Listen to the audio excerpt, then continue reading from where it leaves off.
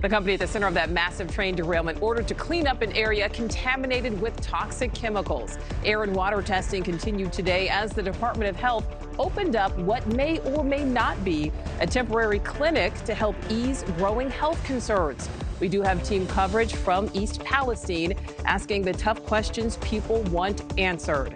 We start with NewsNation's Evan Lambert. Evan, you sat down with Ohio Governor DeWine today, and he is vowing to support this community.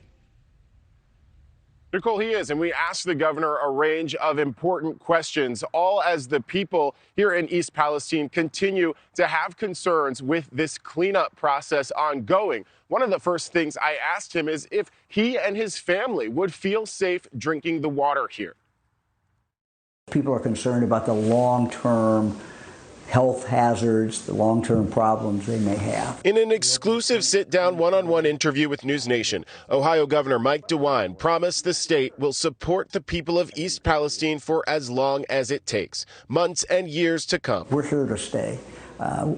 We have a commitment to the people of East Palestine that we're going to be here for the long run. Earlier Tuesday, he met with a resident living near the derailment site along with EPA Administrator Michael Regan, explained the air and water testing, and even drank a glass of water. Are you confident that if your family was here and you were drinking that water every day, you lived here, that it's safe based on the science that you've seen? If I lived here, friend, I have eight kids, we have 26 grandkids, so if any of them lived here, I would tell them, drink the water. All this as the EPA announced a major step in holding the owner of the train that derailed more than 2 weeks ago and released toxic vinyl chloride and other chemicals into the air accountable. The EPA, in a legally binding order, will force Norfolk Southern Railway to clean up the site of the disaster and pay all associated costs. If it doesn't to the standards of the EPA, the federal government can charge them 3 times as much. In no way, shape, or form will Norfolk Southern get off the hook for the mess that they created. This order represents one of EPA's strongest authorities to hold a company accountable for jeopardizing a community's health and safety.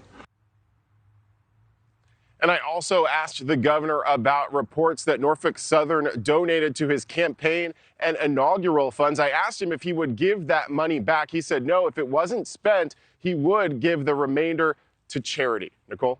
All right, Evan, before we let you go, let's go back to the governor taking the drink from that glass of water. Was that something that he did voluntarily, or was he kind of prompted to do that by someone there around him?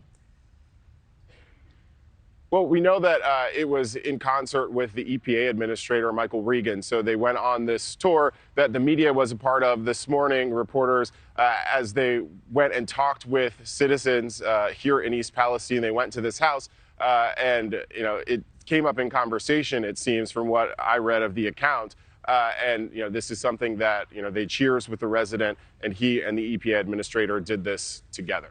All right. Evan Lambert, live there in East Palestine. Thank you for that. Thank you for watching. Go to newsnationnow.com to find NewsNation on your television provider. And don't forget to click the red subscribe button below to get more of NewsNation's fact-driven, unbiased coverage.